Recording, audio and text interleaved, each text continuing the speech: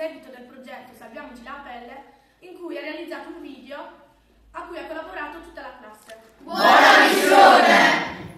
Oh mio Dio, papà, come stai? Non sto bene, un forte dolore al cuore, chiama il 118.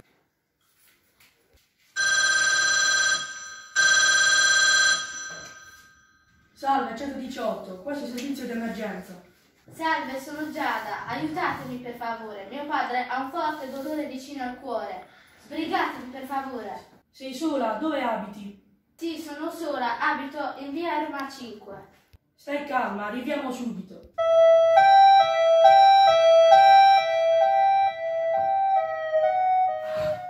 Oh my God, Dad, what's up? I'm not very well. I have a bad pain near my heart. Please call 999.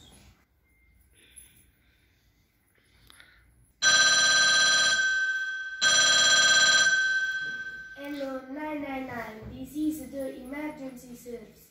My dad has a hernia heart. You are alone. Where do you live? I'm alone. I'm London 5.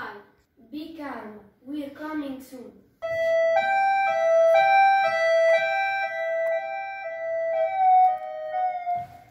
Oh mon Dieu, maman, qu'est-ce que tu as? Je me sens pas bien. J'ai mal à la poitrine. Appelez le 15. Oui.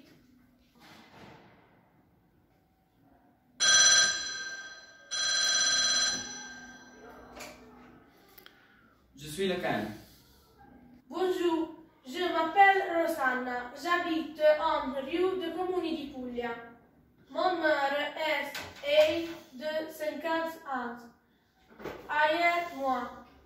Ne panique pas. Nous arrivons tout la suite.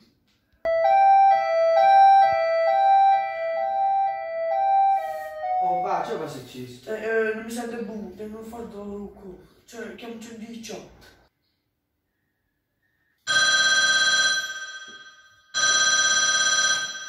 Sono qui sul 118. Ciao, Mi chiamo Alessandro, babbo, tengo l'aria al cuore, mi vedi? sì, andiamo, Yaft. Sì, sta cassi, Yafta, via Roma 5. Sta calmo, stiamo dalle bene.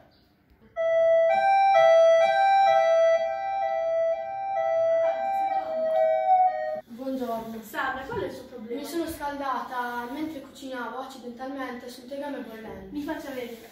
Ma mi fa male, è grave.